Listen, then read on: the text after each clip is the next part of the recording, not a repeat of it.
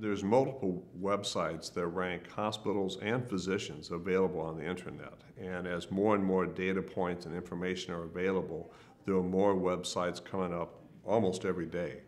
Unfortunately, none of these websites have the complete picture.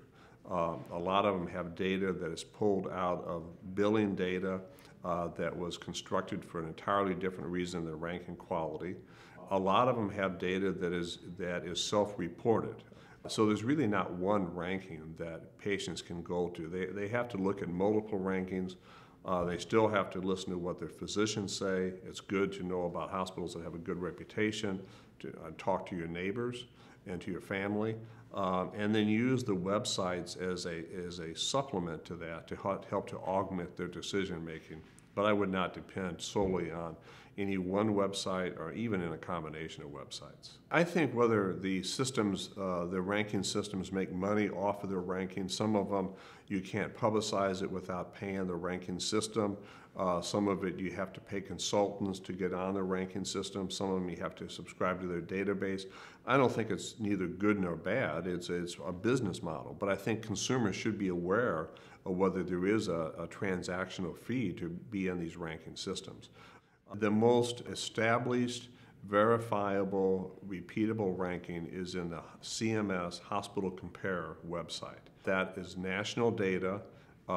There's a formula that all hospitals have to follow. It's audited by the government, by CMS, and there's penalties for not having accurate data. And it's comparable. You can compare one hospital to another.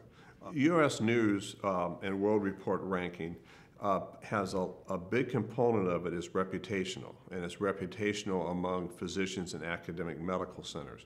And that has value, but you tend to see hospitals that are academic medical centers or that have medical schools ranked higher than community hospitals, and that's not always valuable for patients in terms of what hospital they want to go to.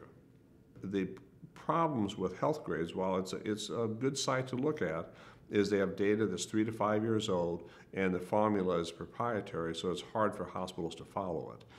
They also have a consulting service that teaches hospitals how to improve their data by working with them and paying them a consulting fee, which is part of their business model.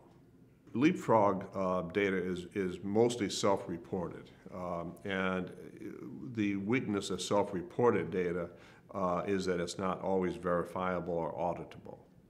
Creating your own in-house system for ranking hospitals based from data that's out there, and often the data is billing data, so the billing data is not risk adjusted, it was not intended for this purpose, is not an easy thing to do.